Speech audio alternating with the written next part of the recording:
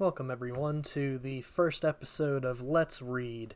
Today we will be starting with The Lord of the Flies by William Golding. And to start off, we will read the back of the book, and then we will read this little about section. And after that, we will get into Chapter 1, okay? So, Golding's iconic 1954 novel remains one of the greatest books ever written for young adults, and an unforgettable classic for readers of any age. At the dawn of the next World War, a plane crashes on an uncharted island, stranding a group of schoolboys. At first, with no adult supervision, their freedom is something to celebrate. This far from civilization, this far from civilization, they can do anything they want. Anything. But as order collapses, as strange howls echo in the night, as terror begins its reign, the hope of adventure seems as far removed from reality as the hope of being rescued. And then we've got some reviews here. Lord of the Flies is one of my favorite books. I still read it every couple of years, by Suzanne Collins, author of the Hunger Games trilogy. I finished the last half of Lord of the Flies in a single afternoon, my eyes wide, my heart pounding, not thinking, just inhaling. My rule of thumb as a writer and a reader, largely formed by Lord of the Flies, is feel it first, think about it later. Stephen King. This brilliant work is a frightening parody on man's return, in a few weeks, to that state of darkness from which it took him thousands of years to emerge. Fully to succeed, a fantasy must approach very closely to reality. Lord of the Flies does. It must also be superbly written. It is. The New York Times Book Review. So now, we'll get into the about. William Gerald Golding was born in Cornwall, England in 1911 and educated at Oxford University. His first book, Poems, was published in 1934. Following a stint in the Royal Navy and other divisions during and after World War II, Golding wrote his first novel, Lord of the Flies, 1954. While teaching school, many novels followed, including The Inheritors, 1955, Pincher Martin, 1956, and Free Fall, 1959, as well as a play, The Brass Butterfly, in 1958, and a collection of shorter works, The Hot Gates and Other Occasional Pieces, 1965. He received the James Tate Black Memorial Prize for Darkness Visible in 1979, and the Booker Prize for Rites of Passage in 1980. In 1983, he was awarded the Nobel Prize in Literature for his novels which, with the perspicuity. See, this is why I want to do this series, so that I can challenge myself with all these big words. Perspicuity of realistic narrative art and the diversity and universality of myth illuminate the human condition in the world of today. He was a member of the Royal Society of Literature and was knighted by Queen Elizabeth II in 1988. William Golding died in June 1993 and is buried in Holy Trinity Churchyard in Bowerchalk, Wiltshire, in England.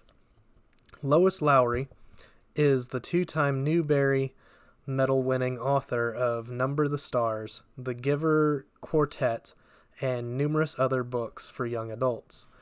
Jennifer Buhler is an associate professor of English education at St. Louis University and the author of Teaching Reading with YA Literature, Complex Texts, Complex Lives, published by the National Council of Teachers of English, NCTE.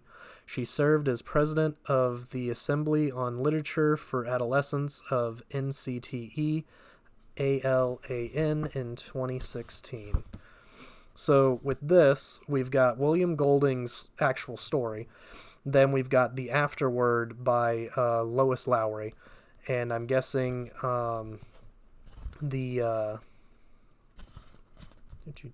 get back to that page. Jennifer Bueller does some notes here at the end, which we won't really read because that's just kind of like that's just suggestions for further exploration for if you're using this book for teaching methods and whatnot. So we'll read the actual story and then we'll read the afterword, and we will be finished with this. So this series will be about 12 episodes long, depending on how long these chapters end up. So at least 12 episodes. At max 12 episodes.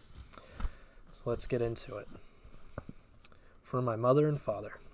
Chapter 1, The Sound of the Shell. The boy with fair hair lowered himself down the last few feet of rock and began to pick his way toward the lagoon.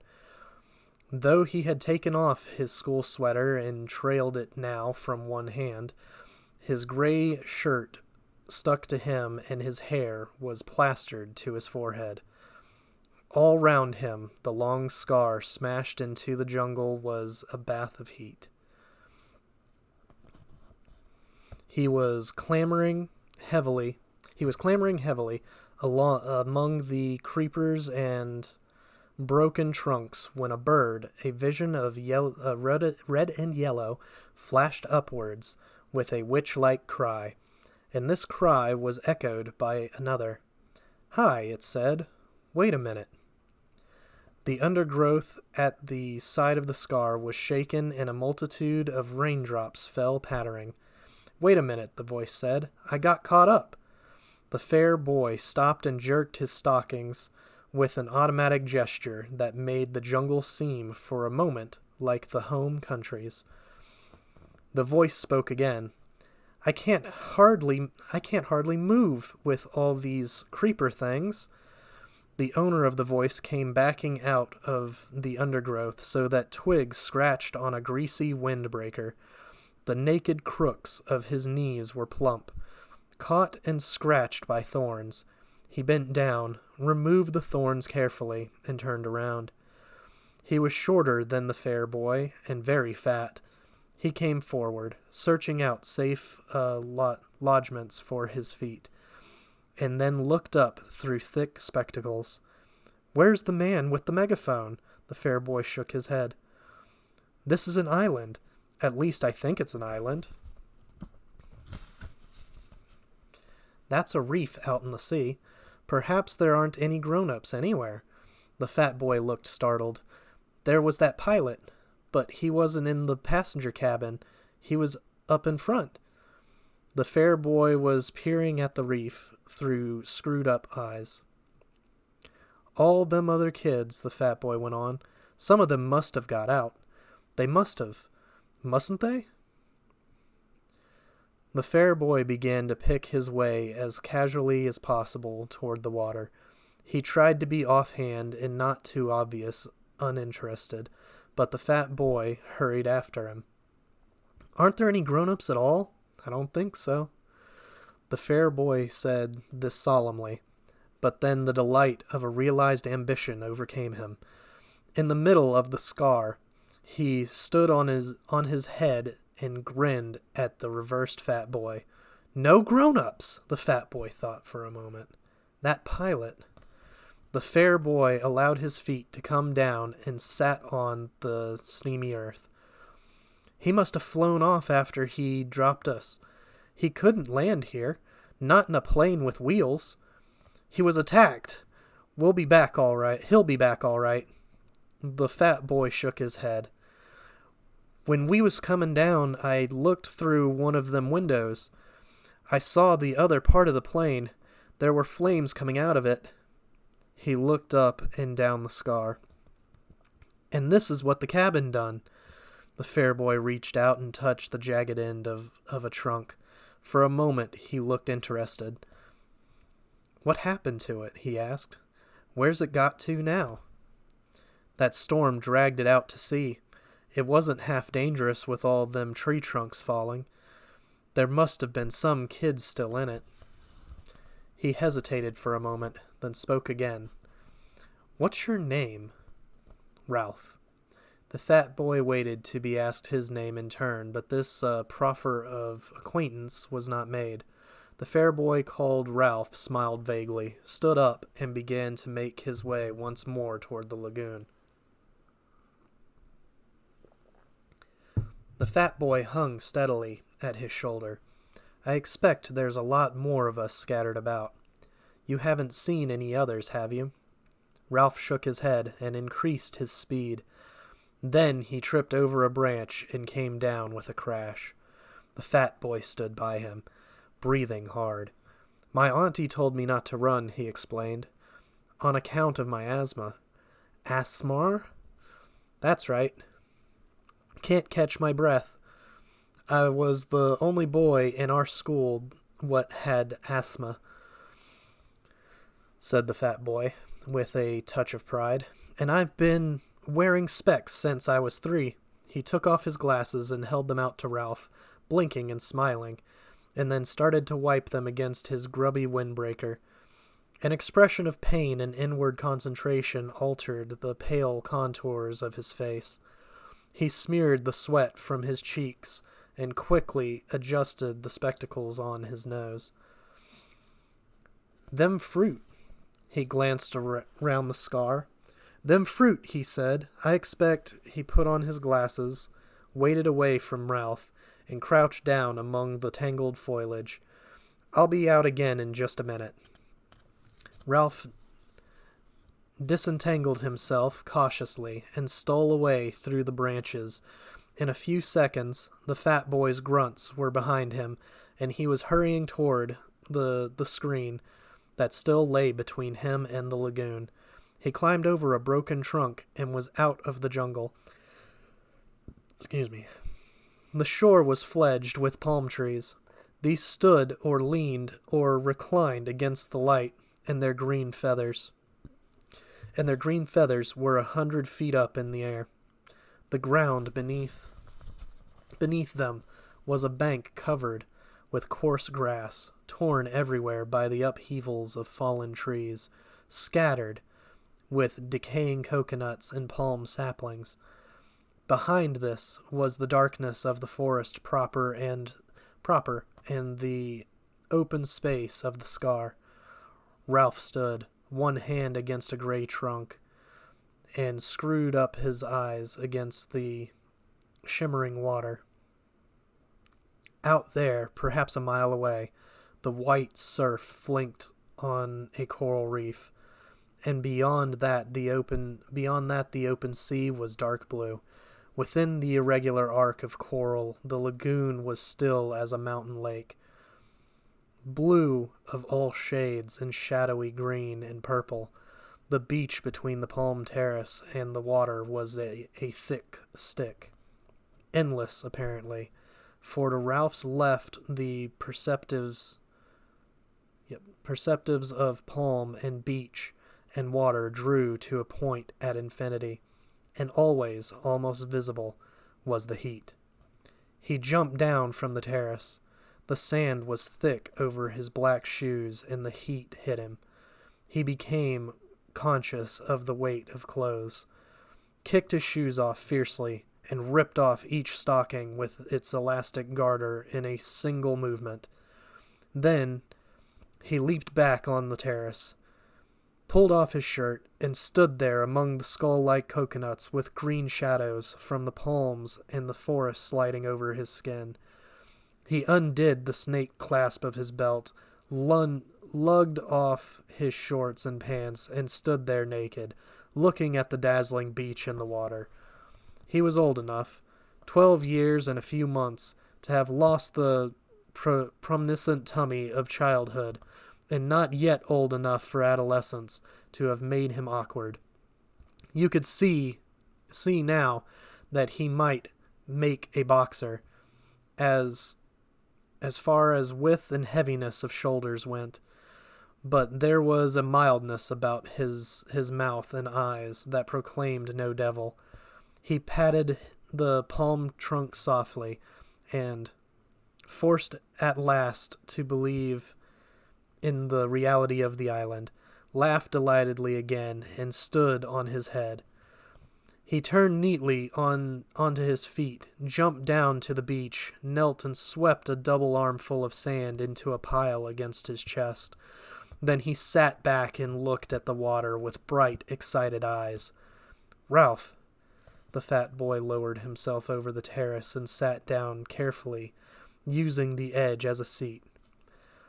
"I'm sorry it been such a time. Them fruit."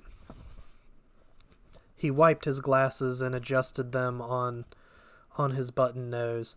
The frame had made a deep pink V on the bridge. He looked critically at Ralph's golden body and then down at his own clothes.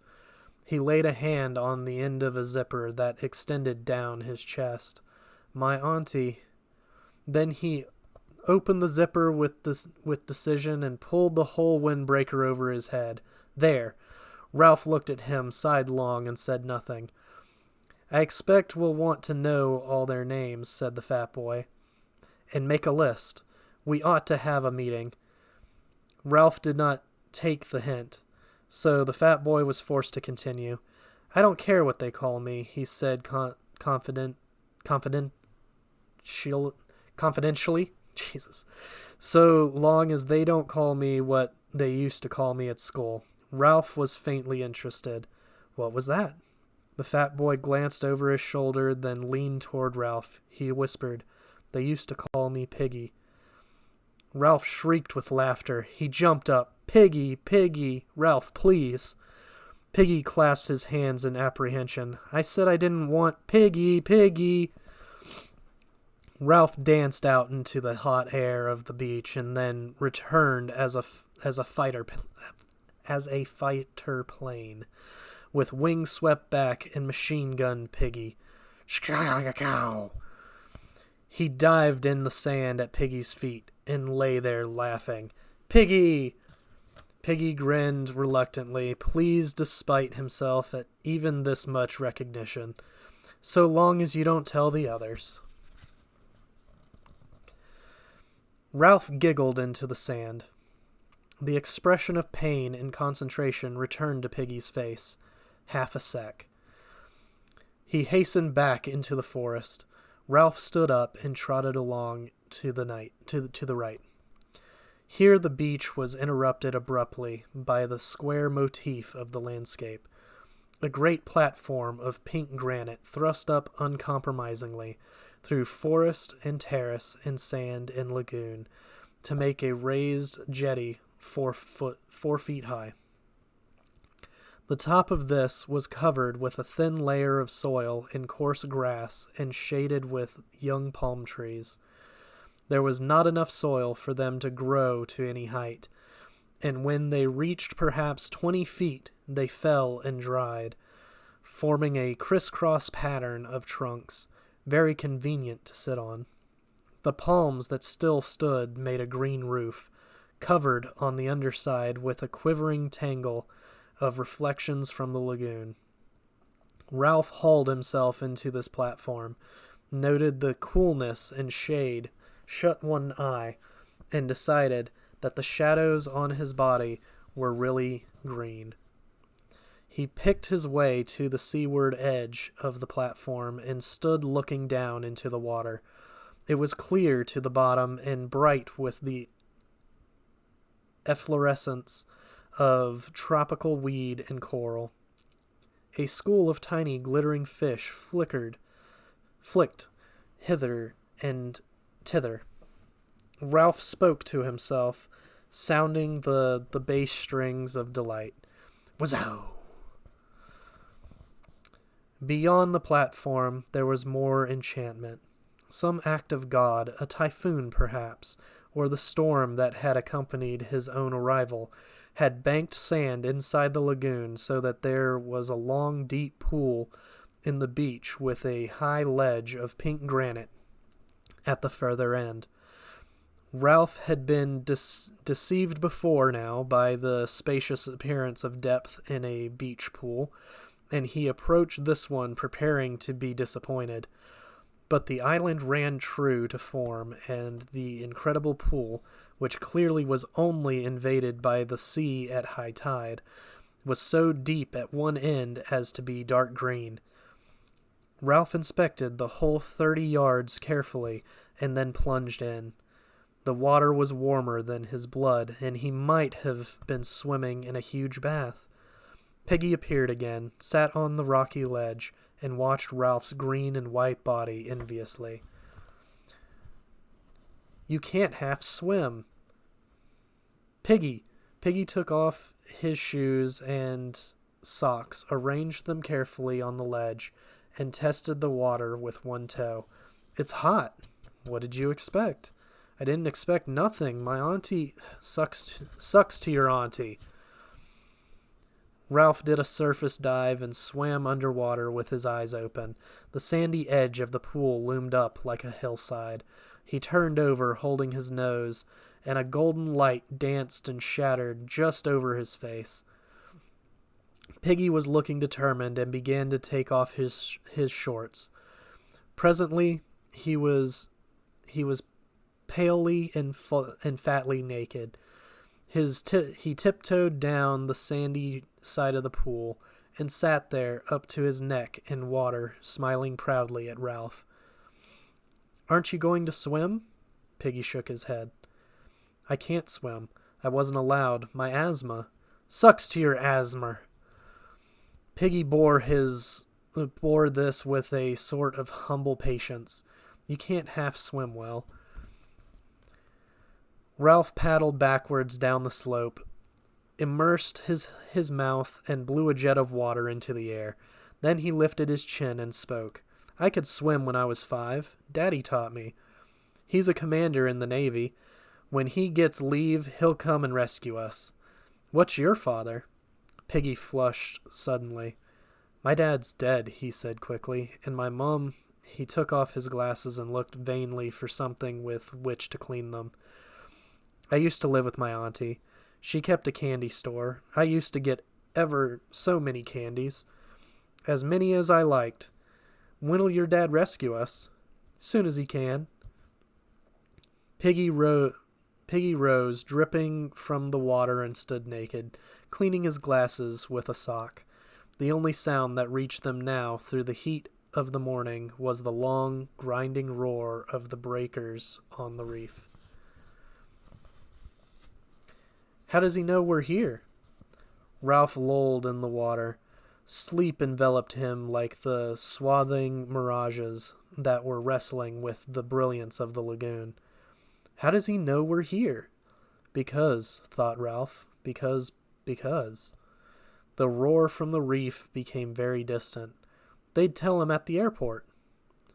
Piggy shook his head, put on his flashing glasses, and looked down at Ralph. "Not them. Didn't you hear what the pilot said?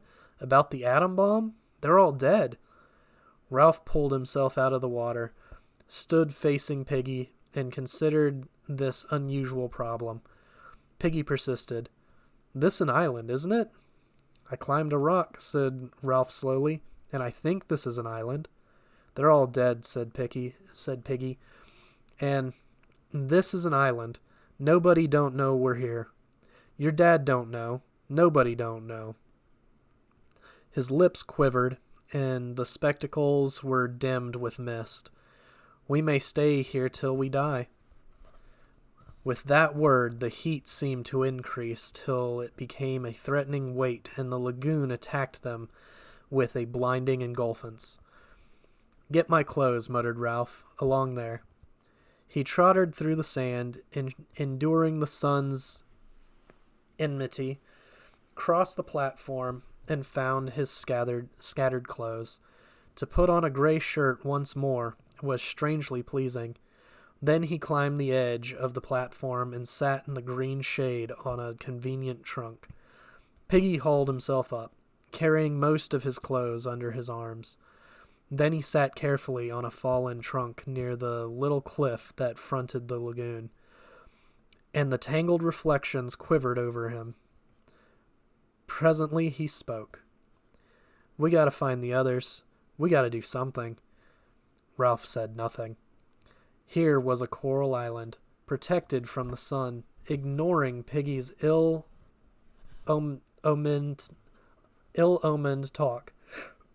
He dreamed pleasantly. Piggy insisted, "How many of us are there?" Ralph came forward and stood by Piggy. "I don't know." Here and there little breezes crept over the polished waters, beneath the haze of heat. When these breezes reached the platform and palm fronds would whisper. The palm fronds would whisper, so that spots of blurred sunlight slid over their bodies or moved like bright winged things in the shade. Piggy looked up at Ralph. All the shadows on Ralph's face were reversed, green above, bright below from the lagoon. A blur of sunlight was crawling across his hair.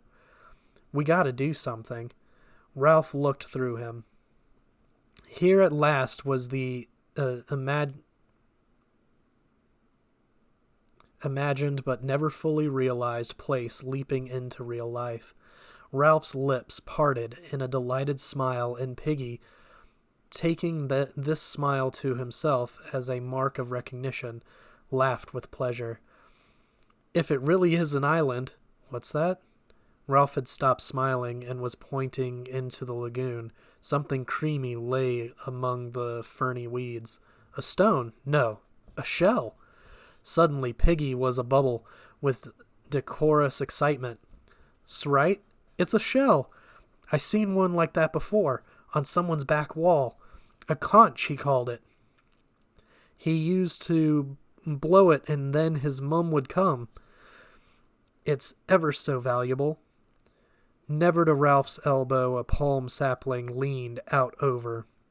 Near to Ralph's elbow a palm sapling leaned out over the lagoon. Indeed, the weight was already pulling a lump from the poor soil, and soon it would fall. He tore out the stem and began to poke about in the water, while the brilliant fish flicked away on this side and that. Piggy leaned dangerously. "Careful, you'll break it." "Shut up." Ralph spoke absently. The shell was interesting and pretty, and a worthy plaything. But the vivid phantoms of his daydream still interposed between him and Piggy, who in this context was an irrelevance. The palm sapling, bending, pushed the shell across the weeds. Ralph used one hand as a fulcrum and pressed down with the other till the shell rose, dripping, and Piggy could make a grab. Now the shell was no longer a thing seen but not to be touched. Ralph, too, became excited. Piggy babbled. Posture check. There we go.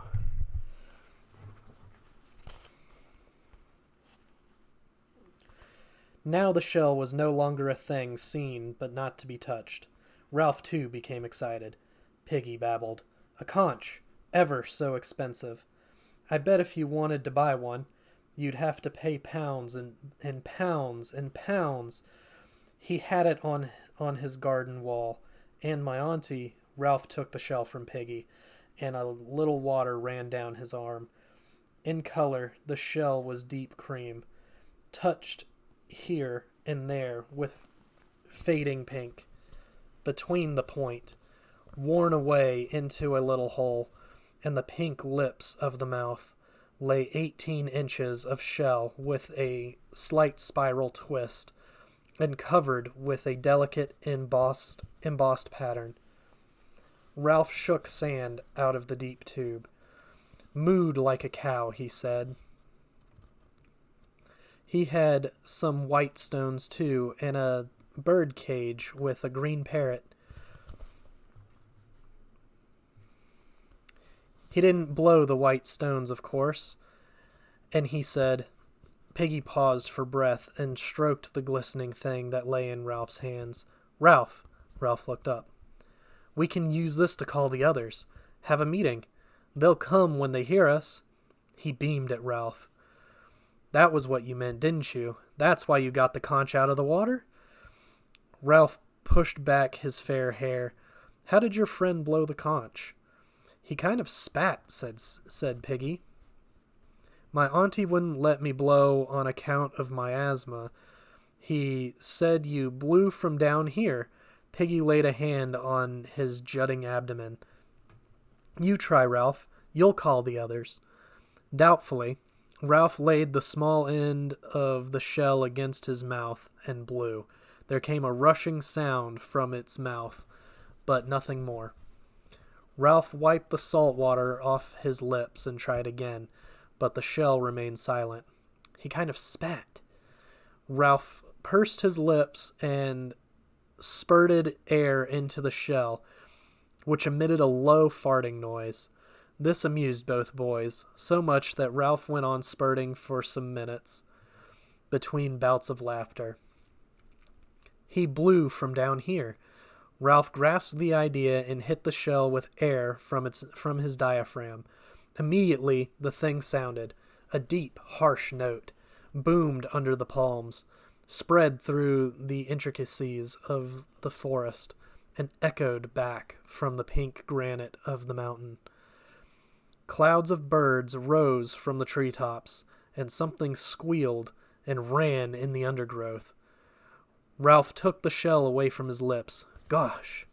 His ordinary voice sounded like a whisper after the harsh note of the conch. He laid the conch beside his lips, took a deep breath, and blew once more. The note boomed again, and then at his firmer pressure, the note, fluking up an octave,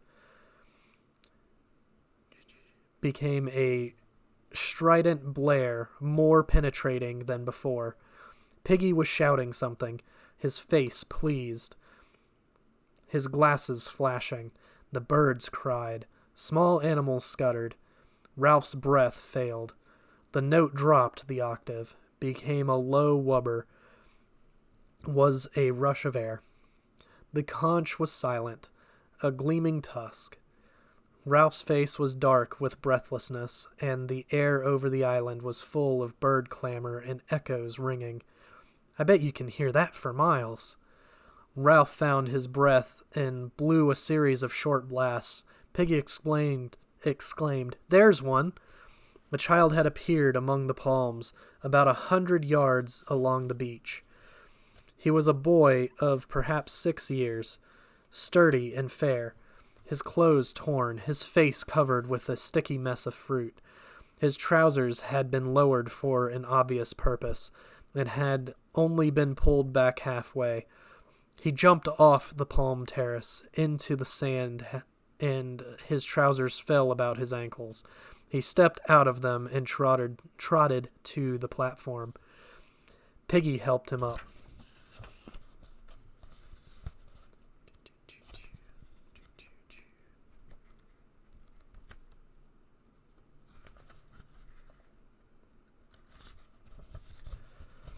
Meanwhile, Ralph continued to blow till voices shouted in the forest. The small boy squatted in front of Ralph, looking up brightly and vertically.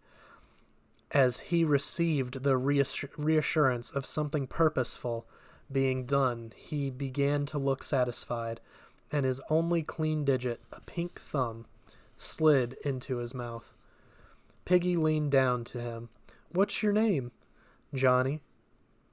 Piggy muttered the name to himself and then shouted it to Ralph, who was not interested because he was still blowing. His face was dark with the violent pleasure of making this strenuous noise, and his heart was making the stretched shirt shake. The shouting in the forest was nearer. Signs of life were visible now on the beach. The sand, trembling beneath the heat haze, concealed many figures in its miles of length. Boys were making their way toward the platform through the hot, dumb sand. 3 small children, no older than Johnny, appeared from startling close at hand, where they had been gorging fruit in the forest. A dark little boy, not much younger than Piggy, parted a tangle of undergrowth, walked on to the platform, and smiled cheerfully at everybody. More and more of them came, taking their cue from the innocent Johnny. They sat down on the fallen palm trunks and waited. Ralph continued to blow short, penetrating blasts. Piggy moved among the crowd, asking names and frowning to remember them. The children gave him the same simple obedience that they had given to the men with megaphones. Some were naked and carrying their clothes, others half naked or more or less dressed, in school uniforms, gray, blue, fawn, jacketed, or jerseyed. There were badges, mottos even, stripes of color in stockings and pullovers. Their heads clustered above the trunks in the green shade. Heads brown, fair, black, chestnut, sandy, mouse-colored. Heads muttering, whispering. Heads full of eyes that watched Ralph and speculated. Something was being done. The children who came along the beach, singly or in twos, leapt into visibility when they crossed the line from heat haze to nearer sand. Here, the eye was first attracted to a black bat-like creature that danced on the sand, and only later perceived the body above. The bat was the child Shadow, shrunk by the vertical sun to a patch between the hurrying feet. Even while he blew, Ralph noticed the last pair of bodies that reached the platform above a fluttering patch of black. The 2 boys, bullet-headed and with hair like tow, flung themselves down and lay grinning and panting at Ralph like dogs.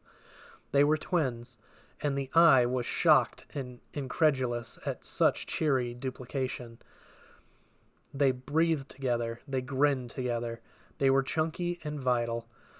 They raised wet lips at Ralph, for they seemed provided with not quite enough skin, so that their profiles were blurred and their mouths pulled open. Piggy bent his flashing glasses to them, and could be heard between the blasts, repeating their names, Sam, Eric, Sam, Eric. Then he got muddled. The twins shook their heads and pointed at each other, and the crowd laughed. At last, Ralph ceased to blow and sat there, the conch trailing from one hand, his head bowed on his knees. As the echoes died away, so did the laughter, and there was silence. Within the diamond haze of the beach, something dark was fumbling along. Ralph saw it first, and watched till the intentness of his gaze drew all eyes that way. Then the creature stepped from mirage on to clear sand, and they saw that the darkness was not all shadow, but mostly clothing. The creature was a party of boys, marching approximately in step, in 2 parallel lines, and dressed in strangely eccentric clothing. Shorts, shirts, and different garments they carried in their hands. But each boy wore a square black cap with a silver badge on it. Their bodies, from throat to ankle, were hidden by black cloaks, which bore a long silver cross on the left breast, and each neck was finished off with a ham-bone frill. The heat of the tropics, the descent, the search for food, and now this sweaty march along the blazing beach had given them the complexions of newly washed plums. The boy who controlled them was dressed in the same way, though his cap badge was golden. When his party was about 10 yards from the platform, he shouted an order, and they halted, gasping, sweating, swaying in the fierce light. The boy himself came forward, vaulted on to the platform with his cloak flying, and peered into what to him was almost complete darkness. "Where's the man with the trumpet?" Ralph, sensing his son blindness, answered him. "There's no man with a trumpet, only me." The boy came close and peered down at Ralph, screwing up his face as he did so. I'm guessing that just means that. What he saw of the fair-haired boy with the creamy shell on his knees did not seem to satisfy him. He turned quickly, his black cloak circling. "Isn't there a ship, then?" Inside the floating cloak, he was tall, thin, and bony, and his hair was red beneath the black cap. His face was crumpled and freckled, and ugly without silliness. Out of this face stared two light blue eyes, frustrated now, and turning, or ready to turn, to anger. "Isn't there a man here?" Ralph spoke to his back. "No, we're having a meeting. Come and join in." The group of cloaked boys began to scatter from clothesline. The tall boy shouted at them. "Choir, stand still." Wearily obedient, the choir huddled into line and stood there swaying in the sun. Nonetheless, some began to protest faintly. "But Merridew, please, Merridew, can't we?" Then one of the boys flopped on his face in the sand, and the line broke up. They heaved the fallen boy to the platform and let him lie. Merridew, his eyes staring, made the best of a bad job. "All right, then. Sit down. Let him alone." "But Merridew, he's always throwing a feint," said Merridew. "He did in Gib, and Addis, and at Matins over the precentor. This last piece of shop brought snickers from the choir, who perched like black birds on the criss-cross trunks and examined Ralph with interest. Piggy asked no names. He was intimidated by this uniform superiority and the offhand authority in Meridew's voice. He shrank to the other side of Ralph and busied himself with his glasses.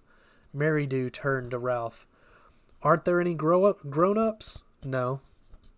Merridew sat down on a trunk and looked around the circle. "Then we'll have to look after ourselves. Secure on the other side of Ralph." Piggy spoke timidly. "That's why Ralph made a meeting, so we can decide what to do. We've heard names. That's Johnny. Those two, they're twins, Sam and Eric." "Which is Eric? You?" "No, you're Sam." "I'm Sam. And I'm Eric." "We'd better all have names," said Ralph. "So, I'm Ralph." "We got most names," said Piggy. "Got 'em just now." "Kids' names," said Merridew. Why should I be Jack? I'm Merridew." Ralph turned to him quickly. This was the voice of one who knew his own mind. "Then," went on Piggy, "that boy, I forget." "You're talking too much," said Jack Merridew. "Shut up, Fatty." Laughter arose. "He's not Fatty," cried Ralph. "His real name's Piggy." "Piggy, Piggy, oh, Piggy." A storm of laughter arose, and even the tiniest child joined in. For the moment, the boys were a closed circuit of sympathy with Piggy outside. He went very pink, bowed his head, and cleaned his glasses again. "You sweet baby. You dreaming?" Finally, the laughter died away, and the naming continued. There was Maurice, next in size among the choir boys to Jack. Next in size among the choir boys to Jack, but broad and grinning all the time. There was a slight, furtive boy whom no one knew, who kept to himself with an inner intensity of avoidance and secrecy. He muttered that his name was Roger and was silent again. Bill, Robert, Harold, Henry, the choir boy who had fainted sat up against a palm trunk, smiled pallidly at Ralph, and said that his name was Simon. Jack spoke. We've got to decide about being rescued. There was a buzz. One of the small boys, Henry, said that he wanted to go home. Shut up, said Ralph absently. He lifted the conch. Seems to me we ought to have a chief to decide things. A chief, a chief. I ought to be chief, said Jack with simple arrogance, because I'm chapter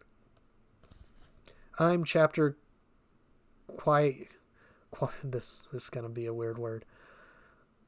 Chorister. There we go. I'm chapter chorister and head boy.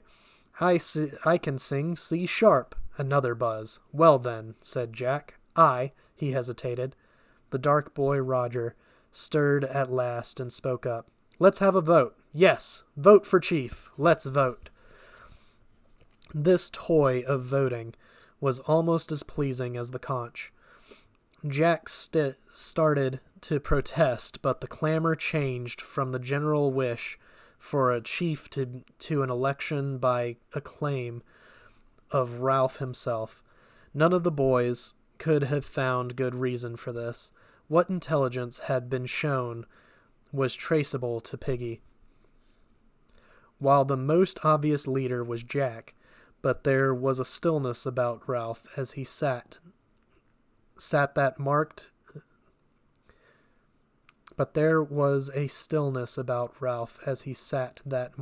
him out. There was his size and attractive appearance, and most obscurely, yet most powerfully, there was the conch. The being that had blown that had sat waiting for them on the platform with the delicate thing balanced on his knees was set apart. Him with the shell, Ralph, let him be chief with the trumpet thing. Ralph raised a hand for silence. All right, who wants Jack for chief? With dreary obedience, the choir raised their hands. Who wants me? Every hand outside the choir except Piggy's was raised immediately. Then Piggy, too, raised his hand grudgingly into the air.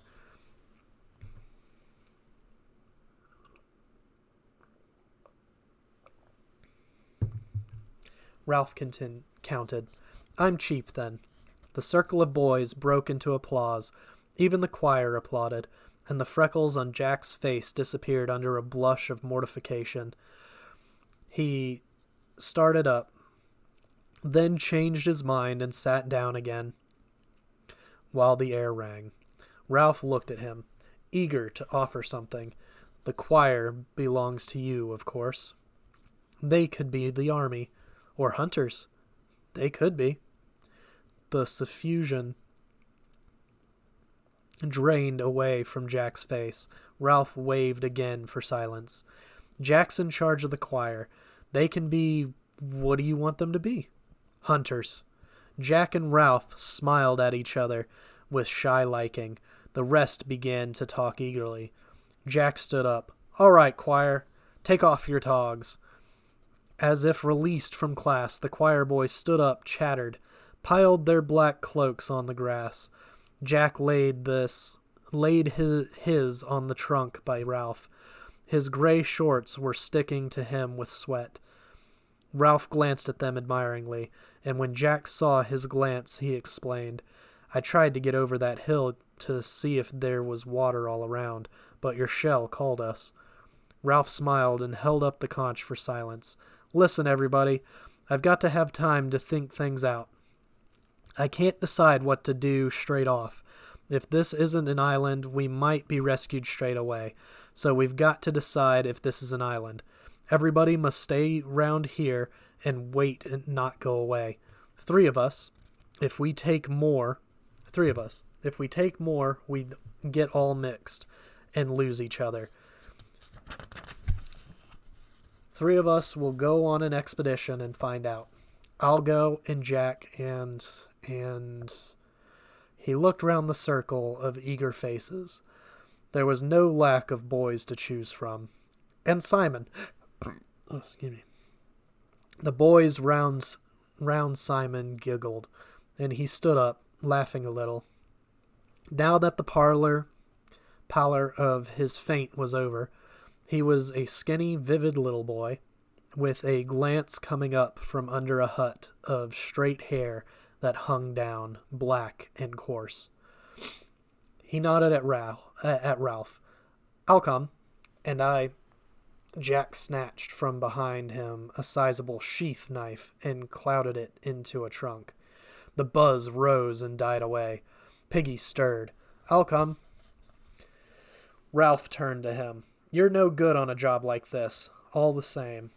We don't want you, said Jack flatly. Three's enough. Piggy's glasses flashed. I was with him when he found the conch. I was with him before anyone else was. Jack and the others paid no attention. There was a general dispersal.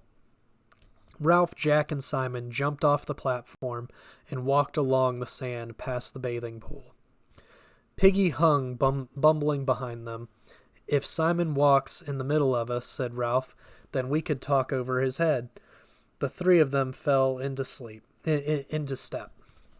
This meant that every now and then Simon had to do a double shuffle to catch up with the others. Presently, Ralph stopped and turned back to Piggy. Look. Jack and Simon pretended to notice nothing. They walked on. You can't come. Piggy's glasses were misted again, this time with humiliation. You told him, after what I said. His face flushed, his mouth trembled. After I said I didn't want... What on earth are you talking about? About being called Piggy.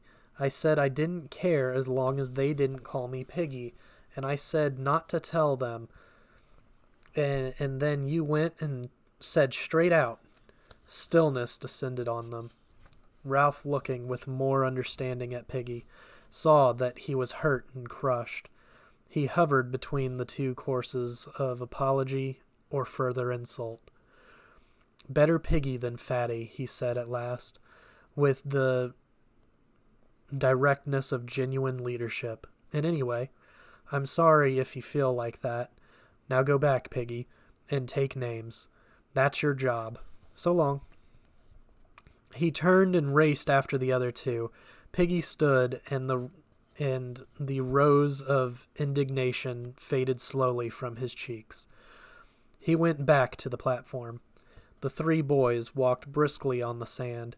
The tide was low, and there was a strip of weed-strewn beach that was almost as firm as a road. A kind of glamour was spread over them, and they were conscious of the glamour and made happy by it.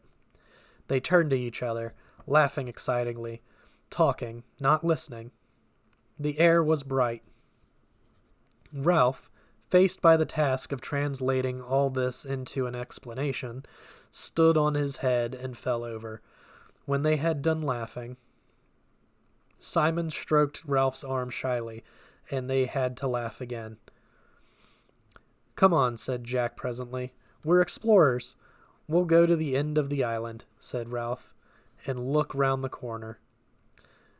If it is an island.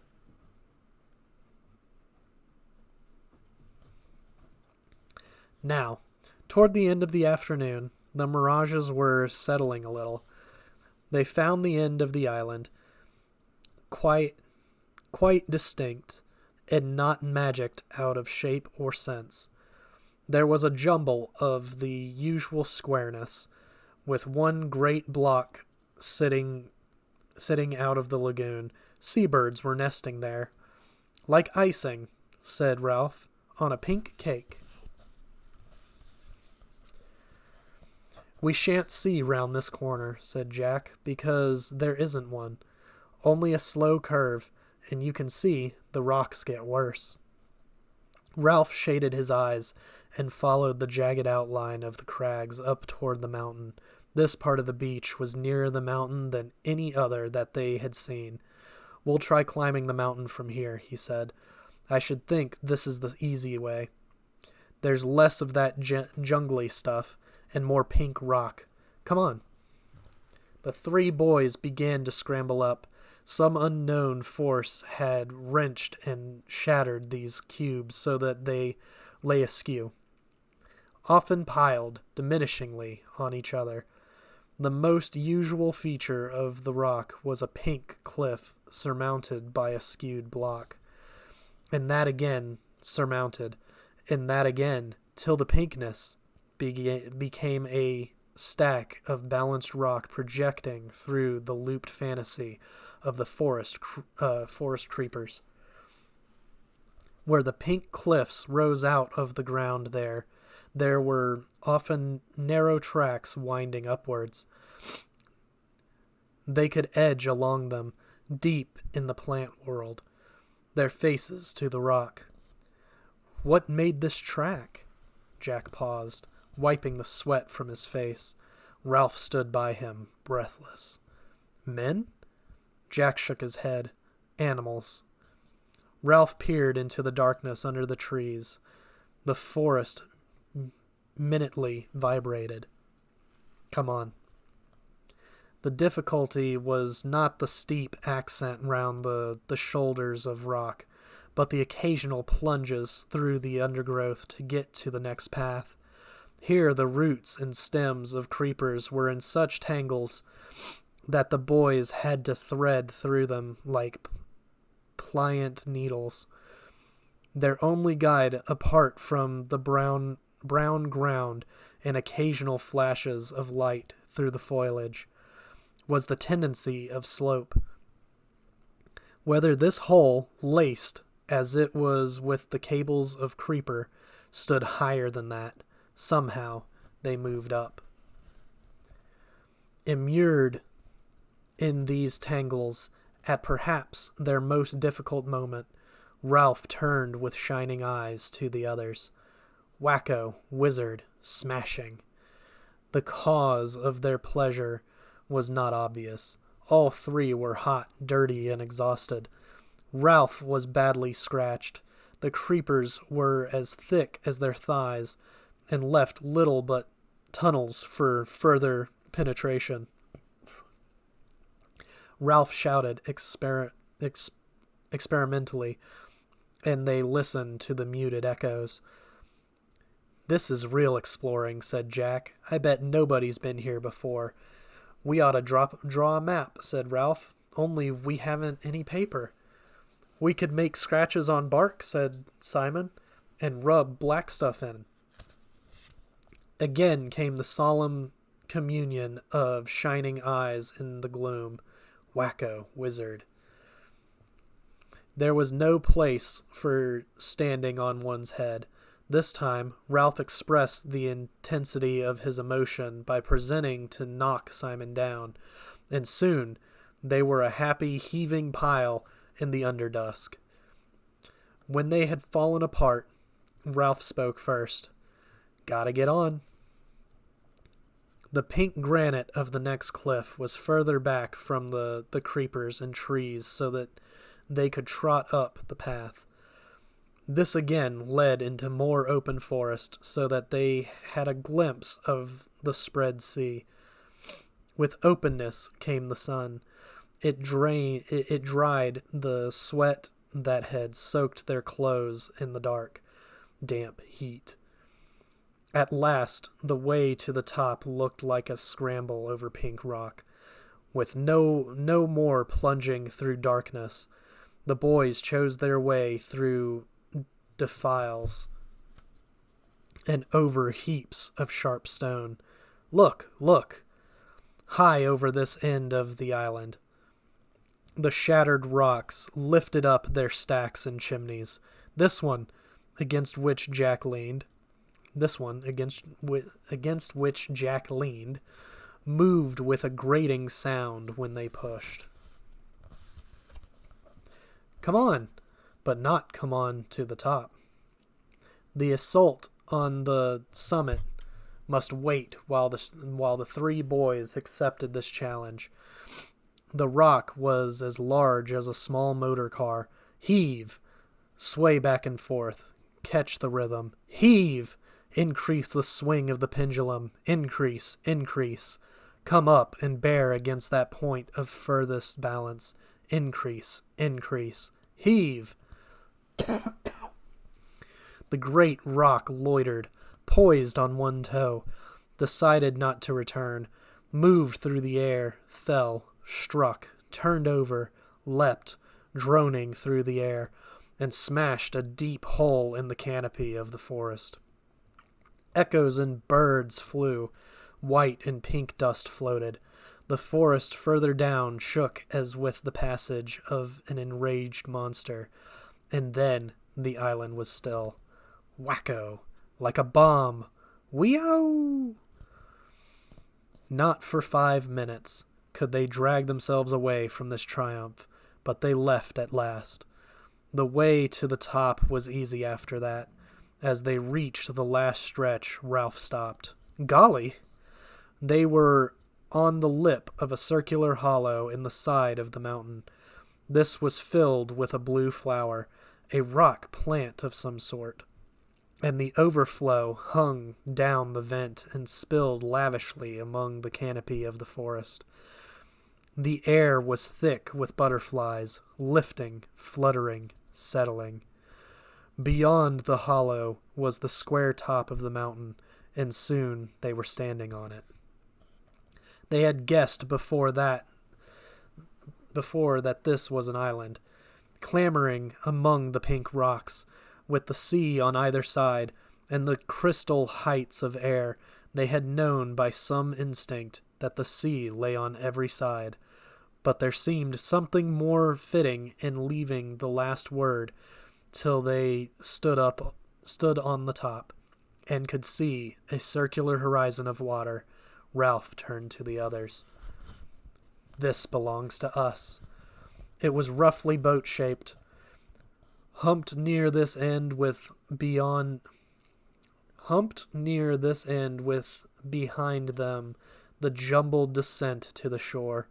On either side rocks, cliffs, treetops, and a steep slope. Forward there, the length of the boat, a tamer descent, tree-clad, with hints of pink. And then the jungly flat of the island, dense green, but drawn at the end to a pink tail. There, where the island petered out in water, was another island, a rock, almost detached, standing like a fort. Facing them across the green with one bold pink bastion. The boys surveyed all this, then looked out to sea. They were high up, and the afternoon had advanced. The view was not robbed of sharpness by mirage. That's a reef, a coral reef. I've seen pictures like that. The reef enclosed more than one side of the island, laying perhaps a mile out, and parallel to what they now thought of as their beach. The coral was scribbled in the sea as though a giant had bent down to reproduce the shape of the island in a flowing chalk line, but tired before he had finished. Inside was peacock water, rocks and weeds showing as in an aquarium. Outside was the dark blue of the sea. The tide was running so that long streaks of foam tailed away from the reef, and for a moment they felt that the boat was moving steadily astern. Jack pointed down. That's where we landed. Beyond falls and cliffs there was a gash visible in the trees. There were splintered trunks, and then the drag, leaving only a fringe of palm between the scar and the sea. There, too, jutting into the lagoon, was the platform, with insect-like figures moving near it. Ralph sketched a twinning line from the bald spot on which they stood down a slope. A gully, through flowers, round and down to the rock where the scar started. That's the quickest way back. Eyes shining, mouths open, triumphant. They savored the right of domination. They were lifted up, were friends. There's no village smoke and no boats, said Ralph. Ralph wisely. We'll make sure later, but I think it's uninhabited. We'll get food, cried Jack. Hunt, catch things, until they fetch us. Simon looked at them both, saying nothing but nodding till his black hair flopped backwards and forwards. His face was glowing. Ralph looked down the other way, where there was no reef. Steeper, said Jack. Ralph made a cupping gesture. That bit of forest down there. The mountain holds it up. Every point of the mountain held up trees, flowers and trees. Now the forest stirred, roared, flailed. The nearer acres of rock flowers fluttered, and for half a minute the breeze blew cool on their faces. Ralph spread his arms. All ours. They laughed and tumbled and shouted on the mountain. I'm hungry. When Simon mentioned his hunger, the others became aware of theirs. Come on, said Ralph. We've found out what we wanted to know. They scrambled down a rock slope, dropped among flowers, and made their way under the trees. Here they paused and examined the bushes round them cautiously. You good? Okay. Simon spoke first. Like candles, candle bushes, candle buds. The bushes were dark evergreen and aromatic, and the many buds were waxen green and folded up against the light. Jack slashed at one with his knife, and the scent spilled over them. Candle buds. You couldn't light them, said Ralph.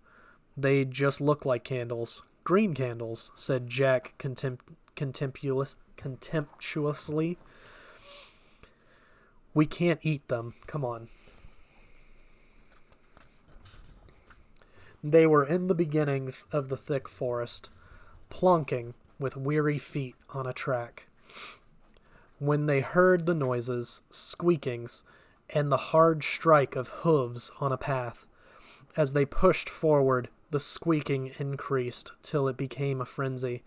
They found a piglet caught in a curtain of creepers, throwing itself at the elastic traces in all the madness of extreme terror. Its voice was thin, needle-sharp, and insistent. The three boys rushed forward, and Jack drew his knife again with a flourish. He raised his arm in the air. There came a pause, a hiatus. The pig continued to scream and the creepers to jerk, and the blade continued to flash at the end of a bony arm. The pause was only long enough for them to understand what an enormity the downward stroke would be. Then the piglet tore loose from the creepers and scurried into the undergrowth. They were left looking at each other in the place of terror. Jack's face was white under the freckles.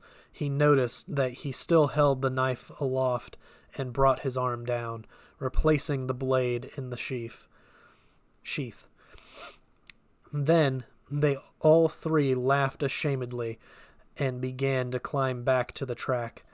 I was choosing a place, said Jack. I was just waiting for a moment to decide where to stab him. You should stick a pig, said Ralph fiercely. They always talk about sticking a pig.